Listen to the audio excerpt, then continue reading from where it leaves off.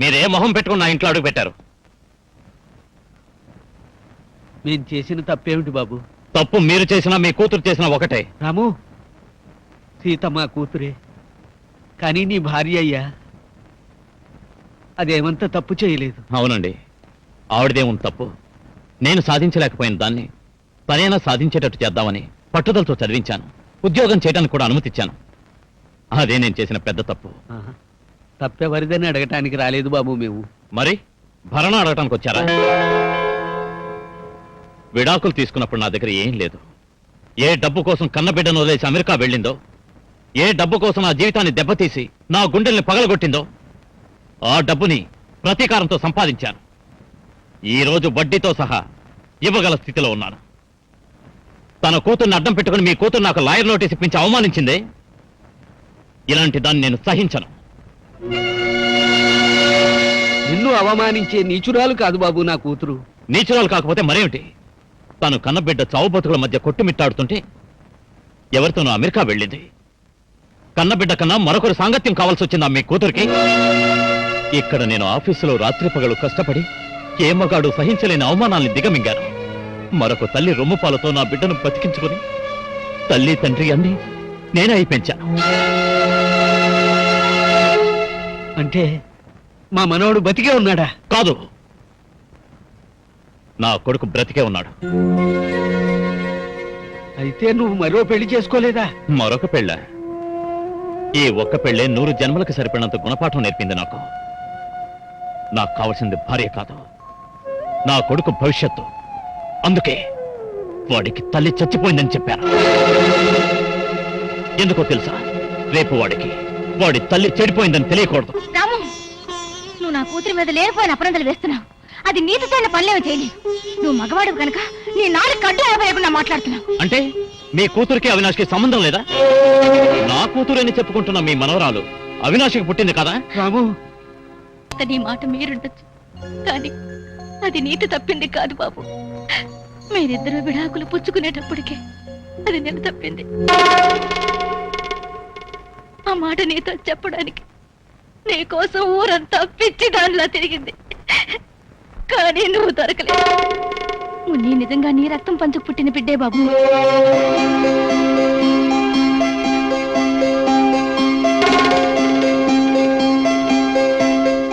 ఇది నిజం, మా మాట నమ్ము. ఇప్పుడు మున్ని మీ ఇద్దరినీ ఒకటి చెయ్యాలని తిండి తిప్పలు మానేసి మంచాన పడింది బాబు. నీ కూతుర్ని బతికించుకుంటావో పోగొట్టుకుంటావో నీ ఇష్టం.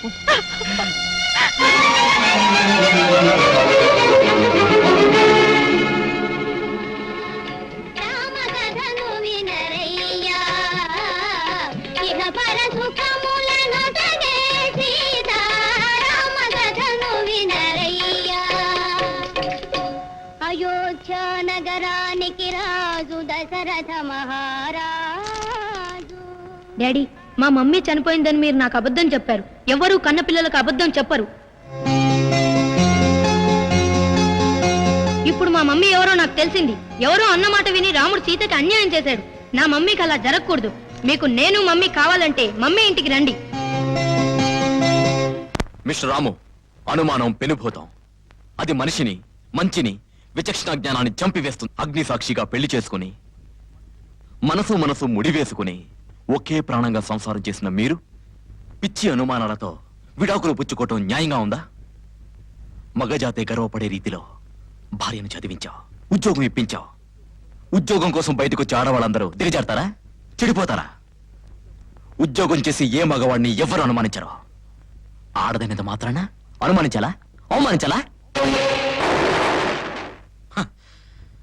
నీ భార్య అడ్మినిస్ట్రేటివ్ ఆఫీసర్ అయి నష్టాలు నడుస్తున్న మా కంపెనీని లాభాల వైపు మళ్లించింది. ఆ రుణం తీర్చుకోవాలనే బంగ్లా ఇచ్చాను. బిడ్డ పుడితే 2 లక్షలు ఫిక్స్డ్ డిపాజిట్ చేశాను. మా కంపెనీలో భాగస్వామ్యం చేసుకున్నాను. ఇది తప్ప? ఇవన్నీ చూసి ఓర్వలేని వాళ్ళు పెడార్థాలు తీశారు. వాటిని నమ్మావు. నీ భార్య గుణాన్ని, గొప్పతనాన్ని అర్థం చేసుకోలేని వాడివి ఎందుకు చదివించావు? ఎందుకు ఉద్యోగం ఇప్పించావు? 10 మంది మగవాళ్ల ముందు పనిచేయాల్సి వస్తుందని నీకు తెలీదా? అలా అందరినీ అనుమానిస్తూ పోతే ఏ భార్య భర్త కలిసి సంసారం చేయలేరు. సీత నిప్పు లాంటిది. అటువంటి సీత నీ భార్య కావటం నీ అదృష్టం. నీ పిచ్చి అనుమానంతో పండటి సంసారాన్ని కోలదొచ్చుకున్నావు. పోగొట్టుకున్న 10 ఏళ్ల జీవితాన్ని, సుఖ సంతోషాన్ని, ఆనందాన్ని తిరిగి నువ్వు పొందగలవా? మున్ని నీ రక్తం పంచుకుపట్టిన బిడ్డ ఇప్పుడు నీ కోసం తన ప్రాణాలు ఇవ్వడానికి సిద్ధంగా ఉంది. ప్లీజ్, నీ అనుమానానికి, మూర్ఖత్వానికి మున్నిని బలి చేయొద్దు.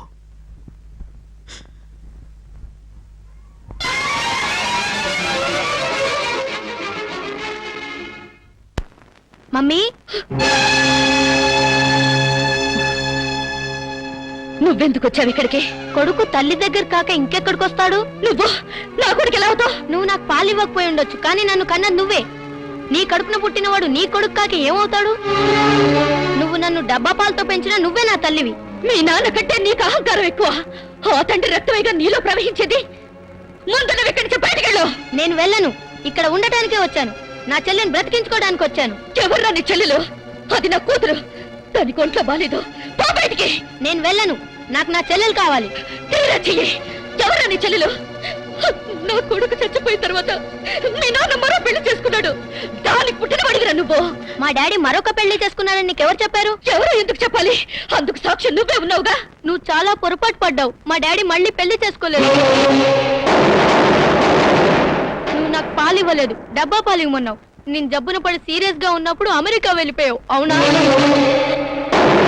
జబ్బు పడ్డాక కూడా నువ్వు నాకు పాలు ఇవ్వలేదు. అమెరికా నుండి తిరిగి వచ్చాక నన్ను బాగా చూసుకుంటావన్న నమ్మకం లేకపోయింది డాడీకి. అందుకే నేను చచ్చిపోయానని నీతో అబద్ధం చెప్పాను. నిజంగా డాడీ మరో పెళ్లి చేసుకోలేదు. ఈ రోజులు అమ్మ నాన్న అన్ని ఆయనే. ఇవాళ నుండి నువ్వే మా అమ్మవి.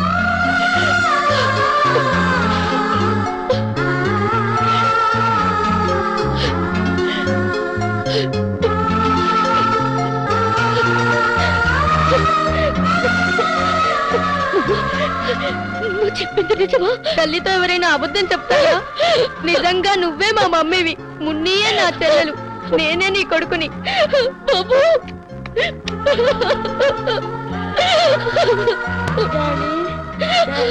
మమ్మీ, మున్నిని బ్రతికించుకుందాం. డాడీని తీసుకొద్దాం. రా మమ్మీ. మీ డాడీ ఈ ఇంటికి రాడు బాబు. మున్ని చావు బతుకుల్లో ఉందని చెప్పినా అర్థం చేసుకోలేదు రాక్షసుడు.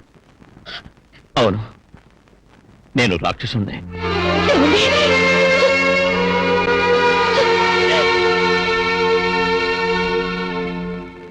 నిజం చెప్పి నా కళ్ళు తెరిపించాలని వచ్చిన మిమ్మల్ని నోటికొచ్చినట్లు మాట్లాడాను.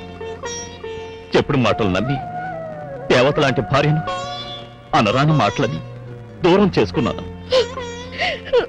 తల్లి చచ్చిపోయిందని అబద్ధం చెప్పి తల్లి నుంచి బిడ్డను దూరం చేసిన పాపిని నేను. క్షమించమని అడిగే అర్హత కూడా కోల్పోయాను. నన్ను క్షమించగలవా సీత?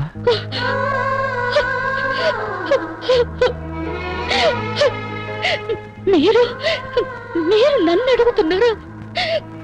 అసలు తప్పంతా నాదేనండి. ఆ రోజు మన బిడ్డ ఆరోగ్యం బాగలేదు, జాగ్రత్తగా చూసుకోమని చెప్పినప్పుడు నాకు ఉద్యోగమే ముఖ్యమైపోయిందండి. మన భవిష్యత్తు బాగుపడుతుందన్న భ్రమతో బిడ్డ గురించి, బిడ్డ ఆరోగ్యం గురించి ఆలోచించలేకపోయానండి. ఆ రోజు మీ మాట వినుంటే మన ఇద్దరు విడిపోయే పరిస్థితి వచ్చేది కాదు. మన వివాహ బంధం తెగిపోవడానికి నా తొందరపాటుతనమే కారణమైంది.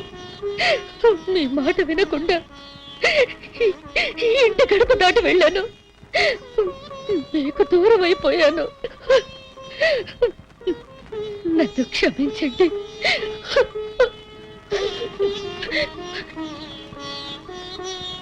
నా మొండితనానికి మున్ని ఫోన్ చేయకుండా మంచాన పడింది. నా తప్పుకి శిక్ష వేస్తుంది. రండి, వచ్చి మీరే డాడీ అని చెప్పండి. నన్ను బ్రతికించండి. రండి. మున్ని, మున్ని, మున్ని, ఎవరొచ్చారో తెలుసా? మీ నాన్న వచ్చారమ్మా. చూడరా, చూడు. మున్ని, మున్నే చూడమ్మా, నీ డాడీని వచ్చారా? అవును మున్ని, మీ డాడీ వచ్చారు చూడమ్మా.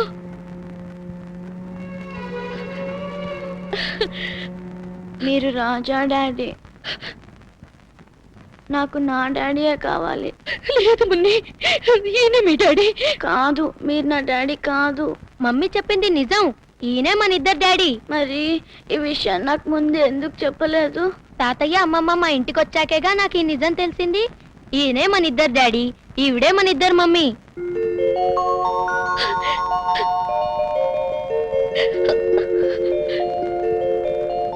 Promise promise daddy.